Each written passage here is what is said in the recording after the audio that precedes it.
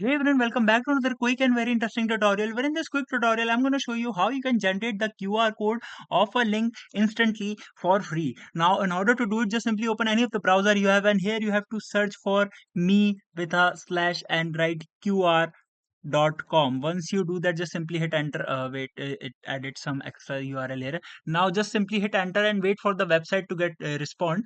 Once the website gets open, here you can see this interface will appear right in front of you, where all you need to do is to just simply go to this option which says URL/link, and go over there and wait for the site to get respond. And here you need to paste the URL of which you want to generate the QR. For example, if I write www.facebook.com, let's see if that works. Now here it will ask you for the name of your QR, which is optional, and you can even add the category, which is also optional. And once you do that, just simply hit customize and download QR and wait for it. Now here we're gonna see the QR for the same has been generated.